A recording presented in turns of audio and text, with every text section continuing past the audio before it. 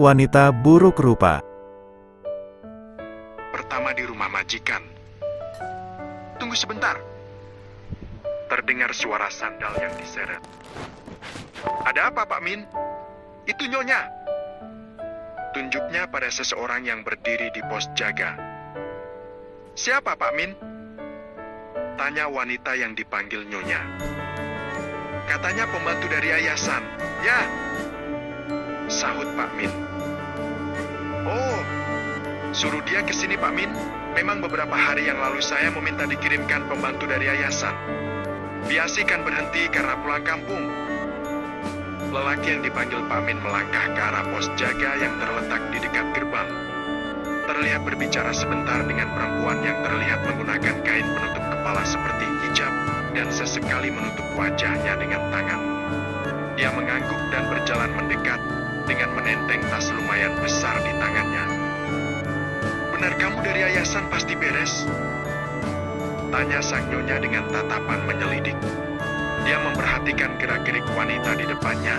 Terlihat rambut panjangnya menyembul di bawah kain penutup kepalanya. Kulitnya kelihatan bersih dan lumayan putih. Betul, Nyonya. Cicitnya. Siapa namamu? Tanyanya lagi. Nadia, Nyonya. Siapa? Wania? Chania? Atau Rania? Ais, saya tidak mendengarnya dengan baik. Kenapa kamu menutupi wajahmu dengan tangan? Turunkan tanganmu. Perintahnya tegas. Astaga, kenapa wajahmu? Pekik sang Nyonya kaget sekaligus takut. Sampai-sampai mundur beberapa langkah ke belakang. Maaf, Nyonya. Wajahnya kembali menunduk. Astaga, kenapa dengan yayasan itu? Saya memang meminta pembantu yang tidak cantik, tapi tidak sejelek ini juga kali. Ini mah tidak jelek lagi, tapi monster. Maaf, Nyonya. Ujarnya lagi. Ya sudahlah. Mau bagaimana lagi, kamu sudah terlanjur di sini. Wajah burukmu itu akan membuat laki-laki di rumah ini tidak tertarik untuk menggodamu. Bahkan mungkin akan jijik dan takut. Nadia hanya menghela napas. Kata-kata itu sudah tidak asing di telinganya. Bahkan sudah menjadi mood booster baginya. Entah sudah berapa kali dia harus dipecat dari pekerjaannya hanya karena wajah buruknya. Mereka jijiklah, takutlah, menyangka dirinya kena penyakit menularlah, dan hinaan-hinaan lainnya. Namun sampai saat ini Nadia masih sanggup bertahan, meski harus menelan sakit hati setiap harinya. Ayo masuk, kerjamu di sini bersih-bersih dan masak. Jangan sekali-kali masuk ke kamar anak-anakku. Ujarnya tegas. Baik, ya. Sahutnya santun. Panggil aku Nyonya Mirna. Perintahnya sambil berjalan masuk ke dalam rumah. Nadia segera mengangkat tasnya mengikuti Nyonya Mirna masuk. Terlihat beberapa foto berukuran besar, foto keluarga Nyonya Mirna dengan suami dan dua pemuda tampan tersenyum manis. Tuh kamarmu di belakang. Cepat simpan barang-barangmu dan ke dapur untuk masak. Sebentar lagi anak dan suamiku pulang. Baiknya. Nyonya Mirna segera meninggalkan Nania yang langsung berganti pakaian dengan yang lebih simpel, membuka kain penutup kepala yang selalu dipakainya untuk menutupi kepala sekaligus wajahnya, agar orang tidak langsung melihat wajahnya yang rusak. Di sini Nania. Panggil Nyonya Mirna saat melihat Nania celingkukan mencari dapur. Maaf, Nya. Makanan apa yang disukai Tuan dan putra Nyonya? Tanya Nania sopan. Semuanya suka, tapi putraku Satria alergi udang, jadi kamu harus hati-hati kalau lagi masak udang. Jangan sampai memberikannya ke dia. Ujar Nyonya Mirna memperingatkan. Baiknya, ingat, jangan sampai putraku pulang, tapi masakanmu belum beres.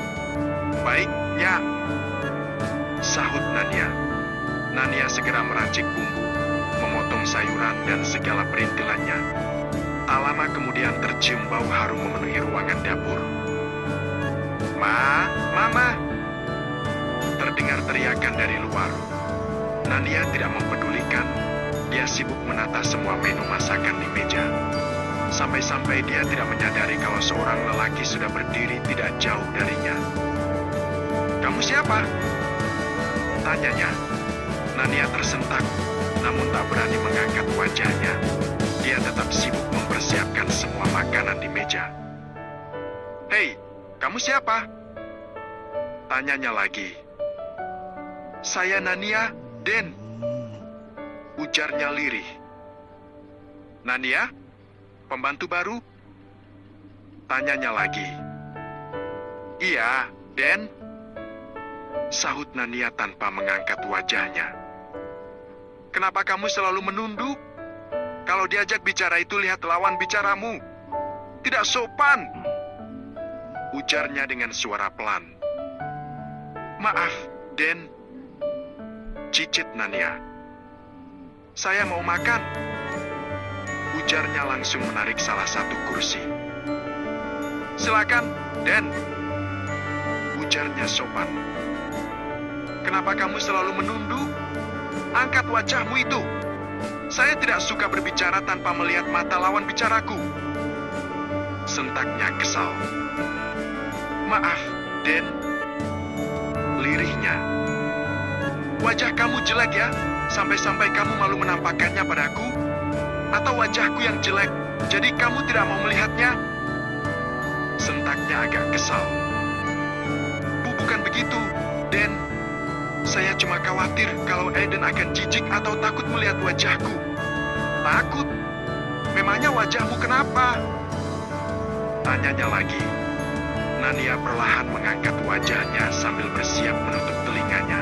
Karena biasanya tidak sampai 1 menit akan terdengar teriakan kaget atau pekik ketakutan. "Kenapa dengan wajahmu itu?" Nania melongo. Apa yang disangkakannya tidak terjadi.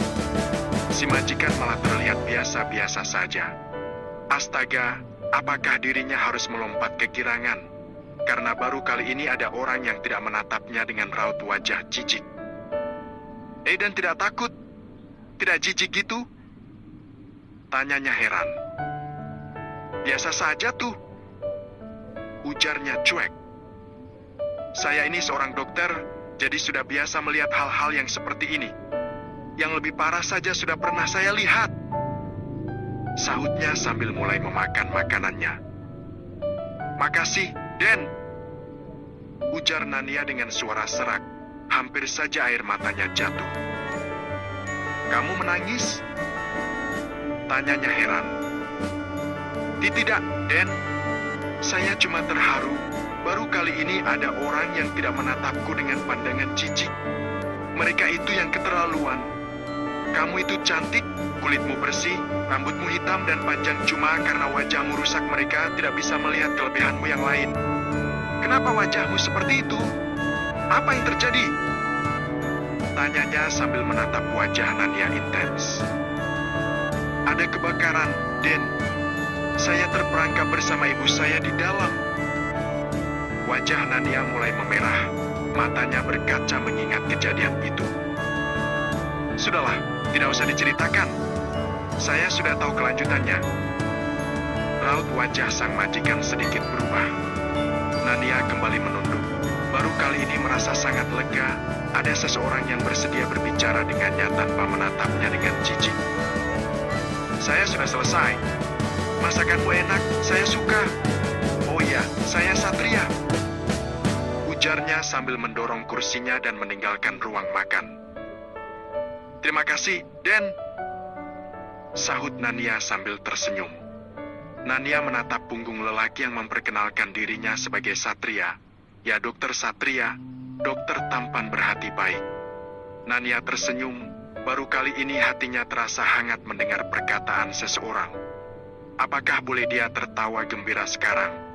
Atau menari berputar-putar seperti film indie yang biasa dilihatnya? Nania segera membereskan bekas makan Satria, melap meja, dan mencuci piring dan sendok yang baru saja digunakan majikan baiknya itu. "Nania!" Nania tersentak saat mendengar suara nyaring memanggil namanya. Gegas dia mendatangi asal suara. "Iya, Nya," Sahutnya sopan. Satria sudah pulang? Kayaknya tadi saya dengar suaranya. Iya, Nya. Sudah makan juga? Nyonya Mirna menatap wajah Nadia yang terlihat penuh bekas luka menghitam. Dia bergidik ngeri. Satria tidak bilang apa-apa saat melihat wajahmu itu? Tanyanya menatap ke arah lain. Tidak, Nya. Ya sudah. Itu di belakang banyak cucian. Bereskan itu. Baik, Nya. Ujarnya sambil berlalu. Masih didengar lamat-lamat suara Nyonya Mirna menggumamkan soal wajahnya. Tapi seperti biasa, Nania tidak peduli. Bahkan malah dia merasa aneh kalau ada orang yang tidak berteriak atau tidak menatapnya dengan jijik. Dan Satria memang beda. Sudah tampan, baik hati lagi.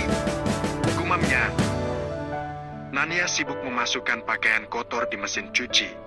Ketika tanpa sengaja dia melihat warna merah seperti noda lipstik di baju kemeja yang dipegangnya.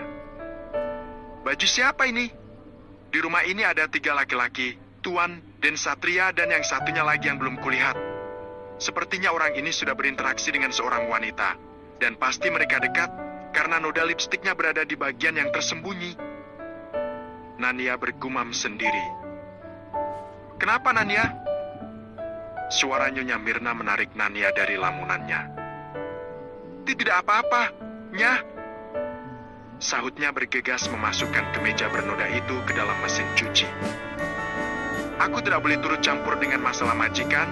Aku hanya mau bekerja dengan tenang, agar tidak dipecat lagi.